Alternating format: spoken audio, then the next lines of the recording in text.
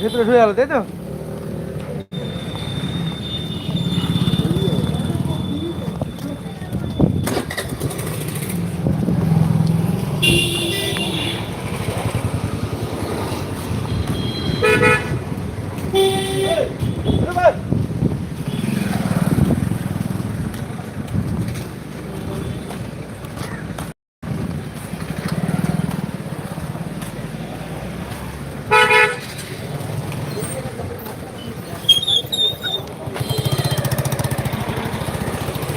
Naushad Siddiqui MLA গাড়ি চলে গেল।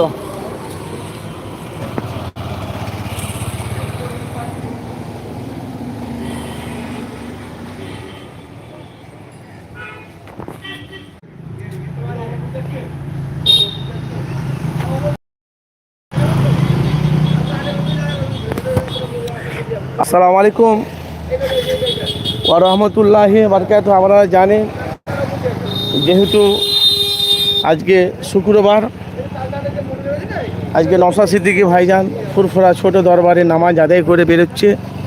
আপনাদের কাছে সরাসরি আমি লাইভ দিয়েছি, বাংলা প্রকাশ রিপোর্ট।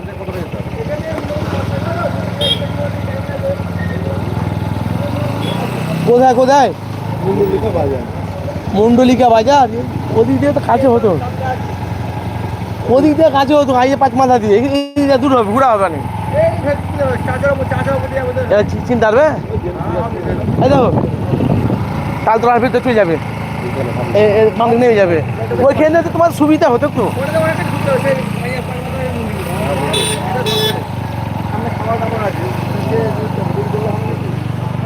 চলে যাও।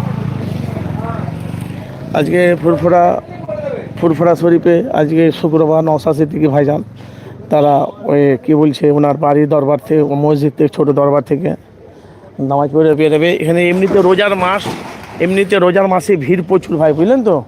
তবু আপনাদের কাছে আমি সরাসরি লাইভ দেখার চেষ্টা করছি। যে যেখান থেকে আছেন অবশ্যই একটু মূল্যবান মতামত জানাবেন, অবশ্যই কমেন্ট করবেন।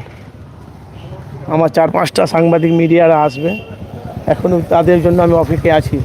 আর ভাইজানকে আপনাদের কাছে সরাসরি লাইভ দেওয়া হবে, নওশাদ সিদ্দিকী ভাইজানকে ইন্টারভিউ দেবো, কী বলছে না বলছে। যেহেতু আমরা দেখছি আরাবুল আর আইএসএফে যোগ দেবে, সেটা নিয়ে এখন বাংলায় অনেক কল্পনা তুঙ্গে চলছে একদম। আরাবুল আইএসএফে যোগ দেবে 2026, সেটা নিয়ে এখন বাংলায় বিস্ফোরক চলছে একদম।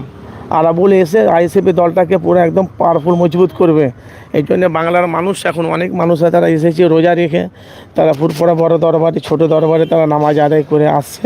আর আপনাদের কাছে আমি সরাসরি লাইভ দিয়েছি, আমি বাংলা প্রকাশ রিপোর্ট। যেই যেখান থেকে আছেন ভাই অবশ্যই লাইভটি ফলো করুন।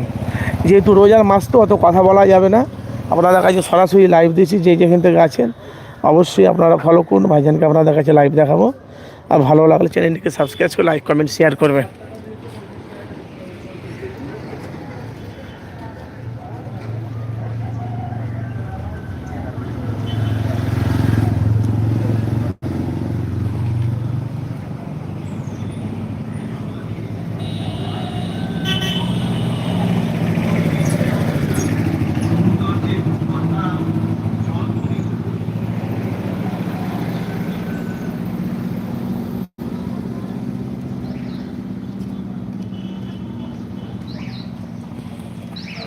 ভাই 37 জন দেখছেন, যে যেখান থেকে আছেন, যারা আমার চ্যানেলে নতুন, প্রত্যেকটা ভাইকে অন্তর থেকে ভালোবাসা শুভেচ্ছা জানাই।